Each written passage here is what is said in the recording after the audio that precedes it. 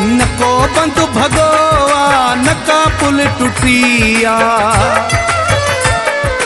धमाको ॾई मुंहिंजी दिल टुटिया नको बंद भगोआ नका पुल टुटिया धमाको ॾई मुंहिंजी दिल टुटिया दवा न करायो दिल पर घुरायो मूंखे बचायो कहीं भी दोस्त खे जे मुंहिंजी ज़िंदगी मिठिया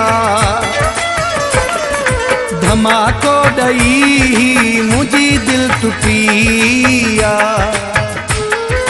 नको बंद भगोआ नका पुल टुटिया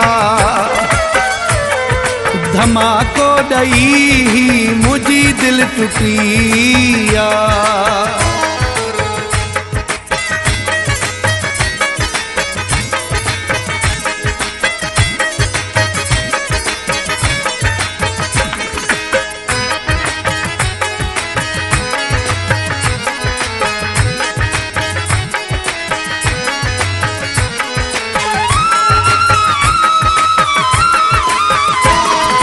ज़िंदगी ऐं मौत जो आसवाल मुंहिंजो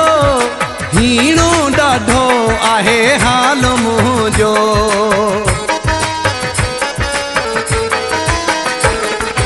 ज़िंदगी ऐं मौत जो आसवाल मुंहिंजो हीणो ॾाढो आहे हाल मुंहिंजो मरण खां पोइ कमु न ईंदी कंहिंजी का मिटिया धमाको ॾई मुंहिंजी दिल टुटिया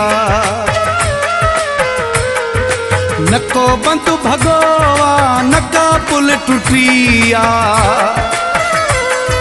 धमाको ॾई मुंहिंजी दिल टुटिया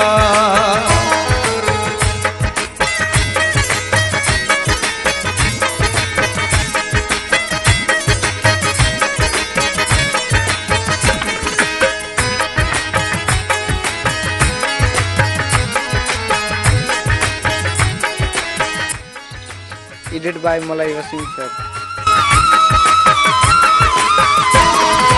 परेशान आया वेठो नीर थो वहाया नथ वजे ख़बर त माई थो ॿुधाया परेशान आया वेठो नीर थो वहाया नथ वजे ख़बर त माई थो ॿुधाया हीअ मुंहिंजे दिल बर जे घर वेंदी घिटिया धमाको ॾई मुंहिंजी दिल टुटिया नको बंद भगोआ नका पुल टुटिया धमाको ॾई मुंहिंजी दिल टुटिया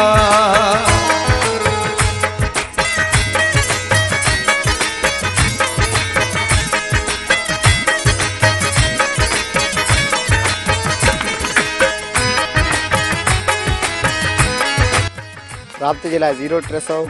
266 94 19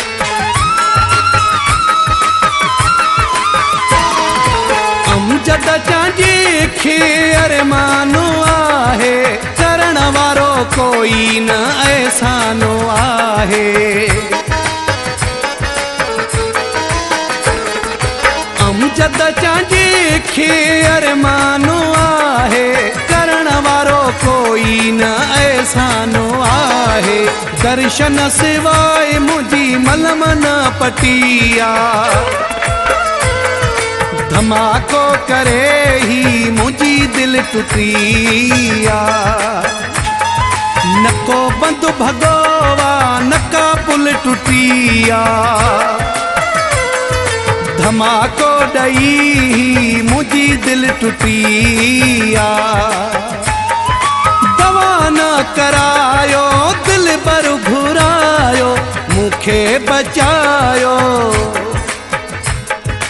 कहीं भी दोस्त खे जे मुंहिंजी ज़िंदगी मिठी आ धमाको ॾई मुंहिंजी दिल टुटी